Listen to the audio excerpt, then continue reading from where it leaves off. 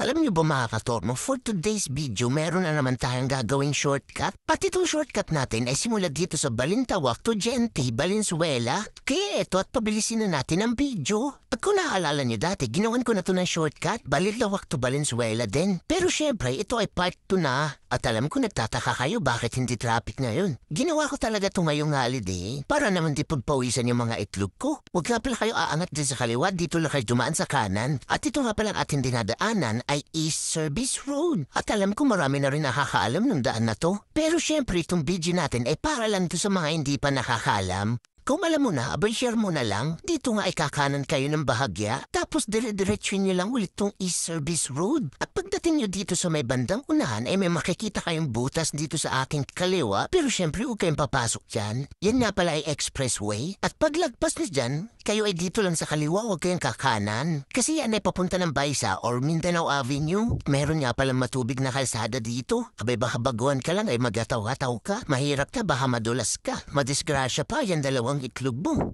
At ito pa rin ating dinadaanan ay East Service Road. At syempre, dire-diretsuin nyo lang ulit ito. May mga hams nga pala kayo madadaanan dito. Kaya konting ingat lang para sa ipang itlog nyo. At ikat lang natin ng konti yung video. Kasi ito lamang ay isang diretso. At dito nga ay madadaanan nyo yung unang shortcut vlog ko. Diyan nga pala ako dumaan nun sa overpass na yan. Pero syempre, hindi na tayo dyan dadaan. Kaya nga part 2 eh.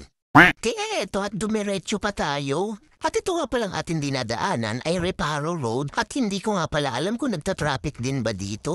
At pag-abante nyo ng konti medyo kikipot na yung daan kaya sana huwag ka nang ma-overtake ng halangan. Tapos ayan may humps pa dyan at pagkatapos ng humps na yan meron pa ulit dito. Tapos ito yung pangatlo. O diba lamog ang itlog nyo? At kung akala mo tapos na, meron pa ditong isa. At kapag nalagpasan niyo na tong 4 na humps na yan, malapit na kayo dun sa ating kakaliwaan. Akala ko 4 yung humps, meron pa pala dito isa pang 5.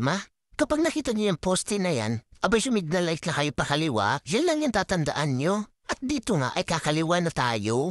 At nung pagdaan nga namin dito ay sumakto na may parade pa. Eto at gumilid na lang ako at nagdahan-dahan. Medyo maalog din nga pala to sa itlog ating dinadaanan. Pero pagdating dito ay mahins na yung daan. Ito nga pala ay hindi tinuturo ni Google Maps. Si Katormo lang ang nagtuturo nito. Kaya sana kung napanood mo to, abay i-share mo. At kapag napadaan kayo dito, ay bigyan nyo ng way yung mga naglalakad. Huwag kang piling lokal. At dito nga pala ay sa kaliwa ang daan. Hindi sa kanan kasi yun ay hagdan. At syempre, alalayan nyo rin yung preno nyo. Kasi pababa ito. At pagbaba nyo ay kaliwa kayo. At ito nga palang ating dinadaanan ay West Service Road. Dito banda sa Libis, Caloocan. Shoutout nga pala sa mga kumpare ko dyan. Dire-diretso nyo nga lang pala tong West Service Road. Medyo ikat lang natin ang video kasi isang diretso lamang ito. Madadaanan nyo nga pala tong walang masyadong bahay. Kaya kung matatakutin ka at gabi ka dito dadaan, abay huwag mo na subukan. Baka lumabas ka dito na isa na lang ang itlog mo.